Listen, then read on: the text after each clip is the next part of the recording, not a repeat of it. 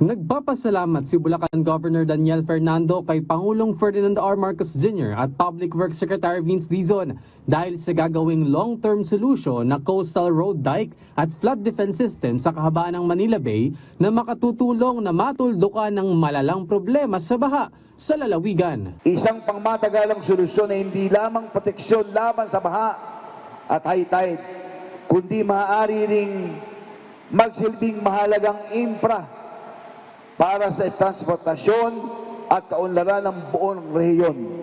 Matatanda ang nagsagawa ng aerial inspection si Pangulong Marcos at Secretary Dizon sa mga napinsalang komunidad sa Bulacan na nalubog sa baha dulot ng matinding pag-ulan.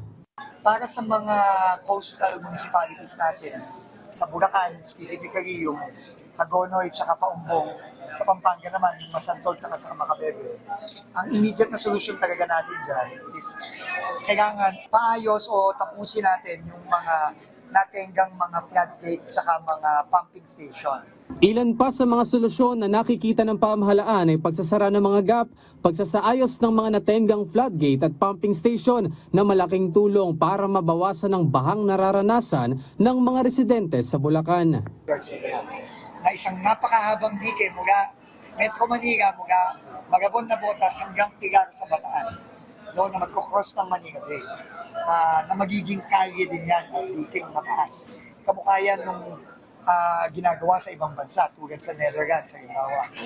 So yan, ginagawa na yung feasibility study niyan. Samantala, binigyang linaw naman ni Governor Fernando ang kanyang naging pahayag tungkol sa mahigit 40 bilyong budget na inilaan ng national government para sa mga flood control projects sa lalawigan. Ang naging sagot po natin, I don't know.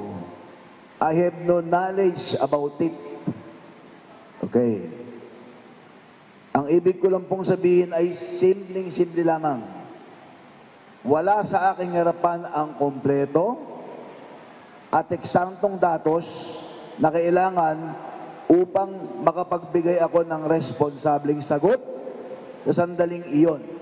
Giit ng gobernador, ito anya ay tungkol sa gumugulong na investigasyon kaugnay ng natenggang proyekto kontra baha sa lalawigan at wala anyang massive flood control project ang probinsya ng Bulacan. Hindi rin ito patuloy ng kapabayaan, pagiging irresponsableng pinuno, at lalong hindi ito maaaring gawing ebidensya ng pagkakasangkot sa anumang anomalya. Tinitiyak naman ng gobernador na magkakaroon ng maayos na koordinasyon sa mga gagawing proyekto kontra baha sa lalawigan. Ang layunin ng mga ito ay malinaw.